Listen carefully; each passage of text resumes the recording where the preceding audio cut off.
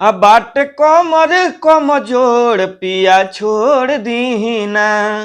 नमस्ते प्रणाम, हम गीतकार दुर्गेश विदर्दी और आज बड़े भैया पवन सिंह के गाना रिलीज भइल बावे पिया छोड़ दीना। एल्बम के नाम बा जौन टी सीरीज से रिलीज भइल बा ई गाना और यही धुन पर हम गाना लिखल बानी। बाकी थंबनेल लगा देम, जौन भी हम गाना लिखे नहीं जौना धुन पर ओकर थंबनेल हम लगा देनी। और आप सबके हम मुखड़ा सुना जा रहल बानी हम जौन गाना लिखले बानी, तो सुनी कैसे बा। कि 16 बरिस ले जवानी आज गवनी सुन राजा, अजतन बमर जी हमारा से ले लो तू मजा।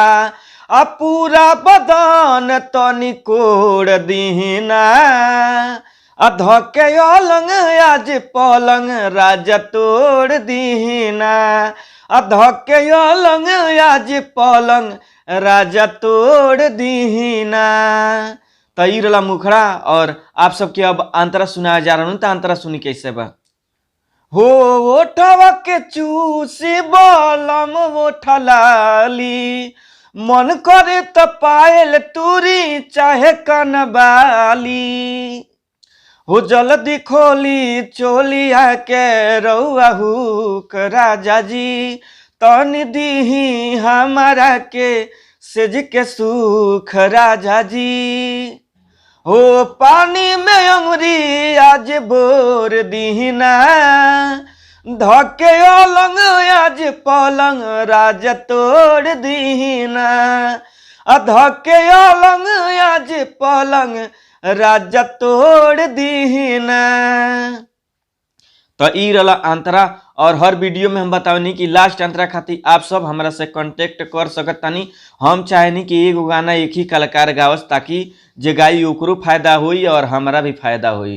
तो चली लास्ट अंतरा खातिर आप सब हमरा नंबर पर कॉल कर सकत तानी। हमार मोबाइल नंबर बा 99 34 52 99 12, यानी 99 345 और 29 9 12 हमार मोबाइल नंबर है। और जो पर्सनली में गाना लिखावे चाहता था, पर्सनली में गाना लिखावे खातिर पैसा लगेला, बहुत कम बजट में ब्रांड गाना लिख के हम देनी। और जो म्यूजिक बनवा चाहता था, हमारा कि यहाँ बहुत कम रेंज में बढ़िया म्यूजिक बनेला।